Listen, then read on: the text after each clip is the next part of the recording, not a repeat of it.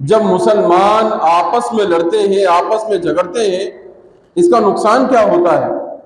آپ تاریخ اٹھا کر دیکھ لیجیے۔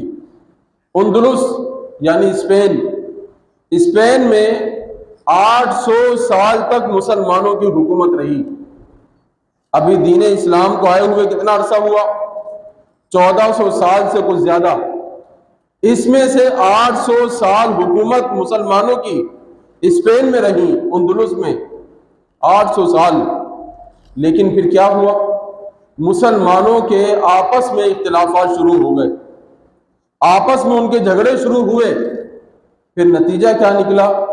نتیجہ یہ نکلا کہ وہاں کفار غالب آ گئے۔ ان کفار نے مسلمانوں کے سامنے 3 آپشن رکھے۔ 3 آپشن کیا؟ یا تو اسپین چھوڑ کر چلے جائیں، یا پھر عیسائی بن جائیں، یا پھر مرنے کے لیے تیار ہو جائے۔ یہ 3 آپشن۔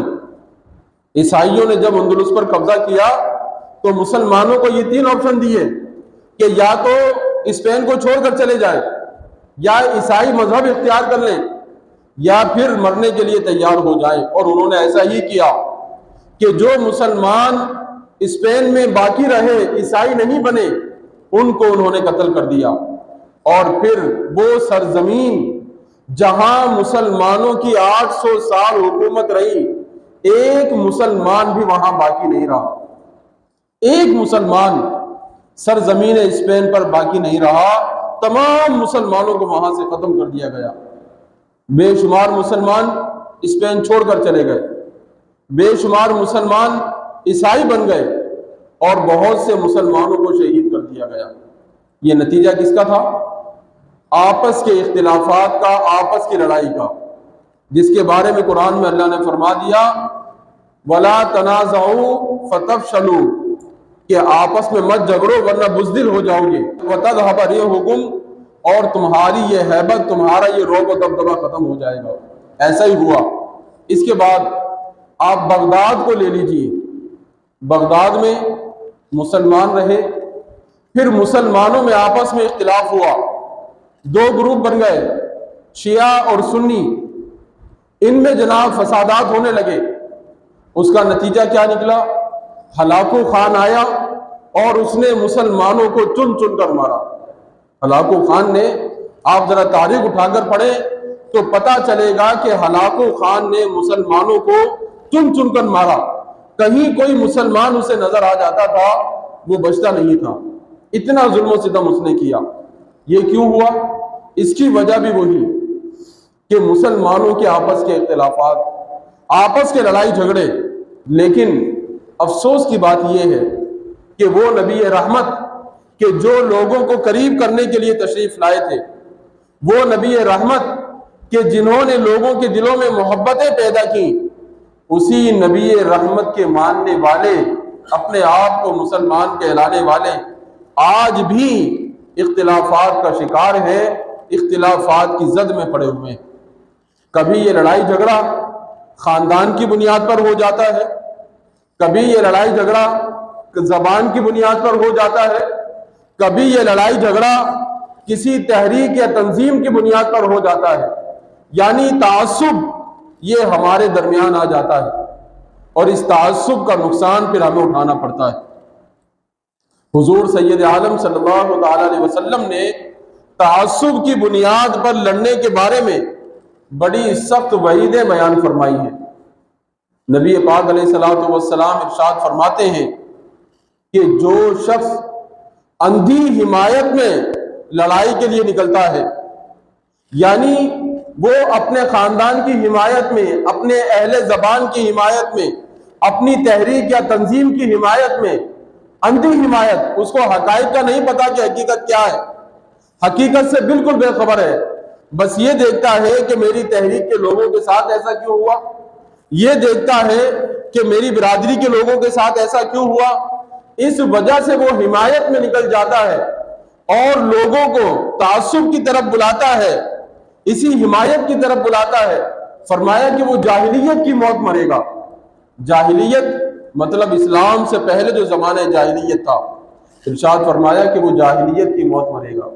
آج ہم غور کریں، ہم مسلمان ہونے کے باوجود ہماری کیا حالت ہے، اور پھر مسلمانوں میں اہل سنت و جماعت جو ایک مسلک ہے، جو نبی پاک علیہ الصلوۃ والسلام سے آج تک چلا آ رہا ہے، جب بھی اہل سنت و جماعت میں اختلاف ہوا، آپس میں لڑائی ہوئی، دوسرے لوگوں نے اس کا فائدہ اٹھایا۔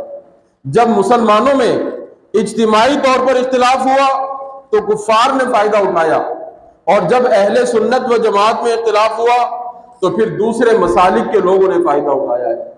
آج اپنے آپ کو سنی کہلانے والے، اہل سنت و جماعت سے اپنا تعلق بتانے والے جب لڑتے ہیں تو جناب ہر ایک یہ دلیل دیتا ہے کہ ہم حق پر ہیں، ہر ایک یہ بات کرتا ہے کہ میں حق پر ہوں، لیکن وہ یہ غور نہیں کرتا کہ اس کی اس لڑائی کی وجہ سے مسلک حق اہل سنت و جماعت کو کتنا نقصان پہنچ رہا ہے، اس طرف کوئی توجہ نہیں ہوتی۔ حالانکہ نبی پاک علیہ الصلوۃ والسلام نے کیا ارشاد فرمایا؟ ارشاد فرمایا کہ اے وہ لوگوں، آپ ذرا حدیث کے الفاظ دیکھیے گا، مسلم شریف کی حدیث پاک ہے، ارشاد فرمایا اے وہ لوگوں جو زبان سے تو کلمہ پڑھتے ہو، مسلمان کہلاتے ہو، لیکن ایمان تمہارے دل تک نہیں پہنچا۔ اللہ اکبر!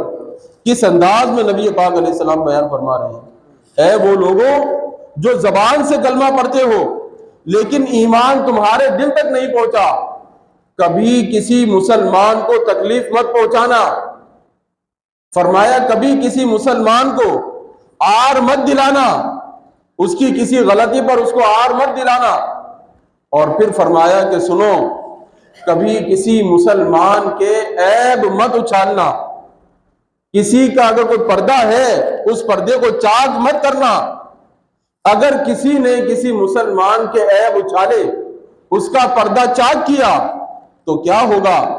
فرمایا کہ اللہ تبارک و تعالی اس کا پردہ چاک کر دے گا، اللہ رب العالمین اس کے عیبوں کو ظاہر کر دے گا، اور پھر جس کے عیبوں کو اللہ تبارک و تعالی ظاہر کر دے، آپ اندازہ لگا لیں کہ اس کا انجام پھر کیا ہوگا، پھر اس کی دنیا بھی برباد ہے، آخرت بھی برباد ہے۔ تو خدا را ہم حقیقت کو سمجھیں، حقیقت حال کے پیش نظر زندگی گزاریں۔ اگر ہم اسی تعصب کی بنیاد پر زندگی گزارتے رہے کہ یہ ہماری زبان کا آدمی نہیں ہے، یہ ہمارا نہیں ہو سکتا، یہ ہمارے خاندان کا، ہمارے قبیلے کا نہیں تو ہمارا نہیں ہو سکتا، یہ ہماری تحریک کا بندہ نہیں ہے تو ہمارا نہیں ہو سکتا، اگر یہ اختلافات ہمارے درمیان رہے تو پھر سمجھ لیجئے کہ ہم کبھی بھی ترقی نہیں کر سکتے۔